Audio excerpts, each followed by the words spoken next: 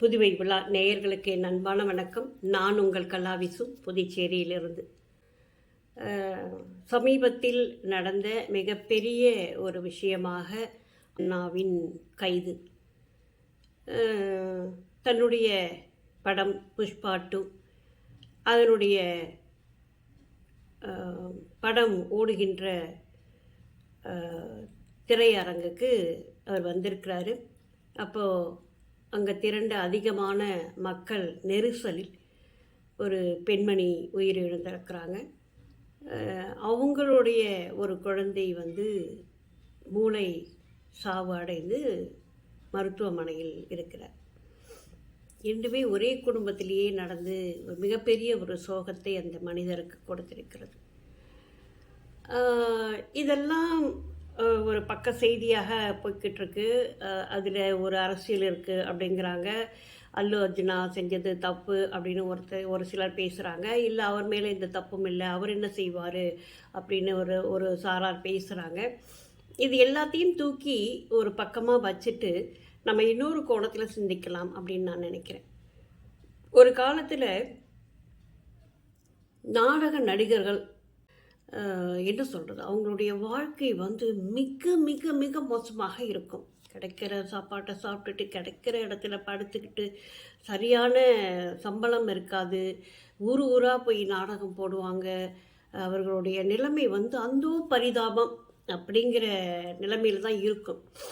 ஆனால் அவர்கள் சொன்ன கருத்துக்கள் பலருடைய வாழ்க்கையை மாற்றி இருக்கிறது. நம்மளுடைய காந்தியே கூட ஹரிச்சந்திரனின் நாடகத்தை பார்த்துட்டு தானே பொய் சொல்லக்கூடாது அப்படின்னு சொல்லி ஒரு உறுதி எடுத்தார்.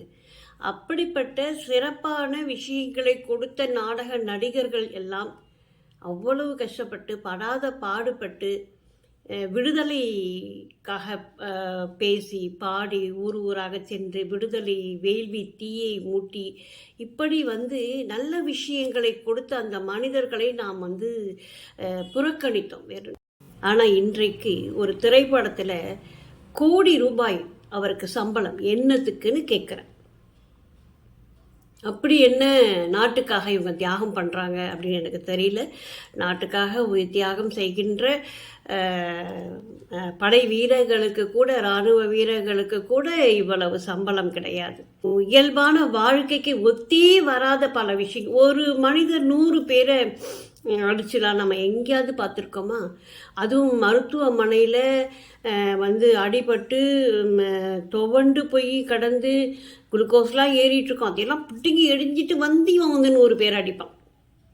அப்படி நடைமுறை வாழ்க்கைக்கு சாத்தியமே இல்லாத விஷயங்களை செய்து காட்டி பெரிய அப்படியே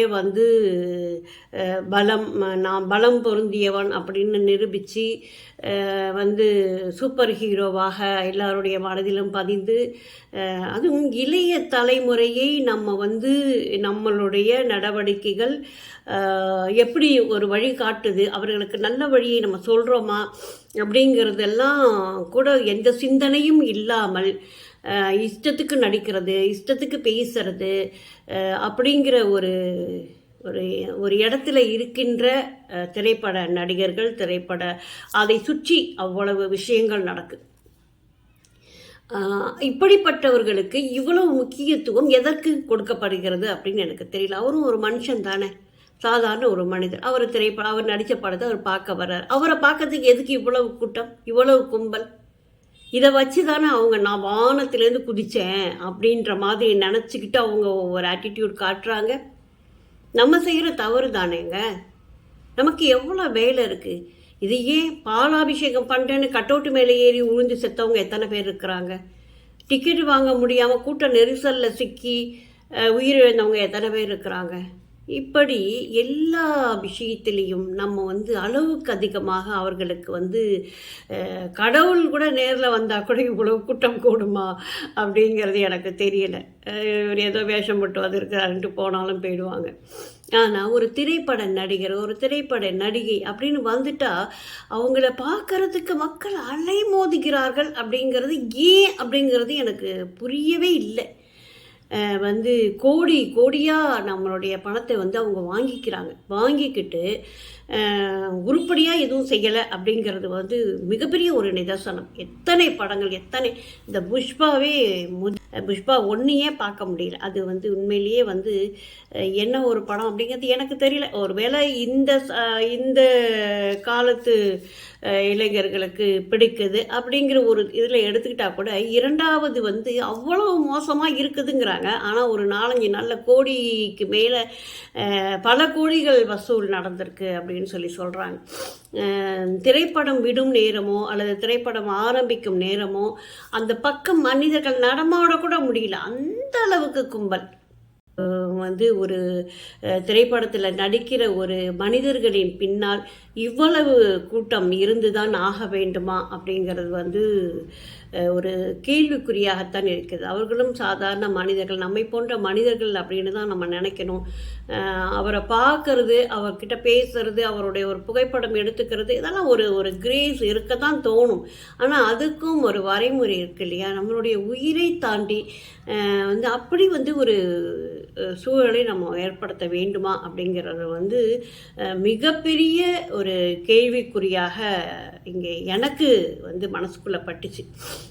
இப்படி போயிட்டு தன்னோட வாழ்க்கையை ஒரு திரைப்படத்துக்குள்ளே தொலைச்சிக்கிற இந்த இளைய சமூகம் நாளைக்கு வந்து எப்படி தன்னுடைய வாழ்க்கையை வளமாக மாற்றிக்கொள்ள முடியும்? நமக்கு 1008 வேலை இருக்குங்க.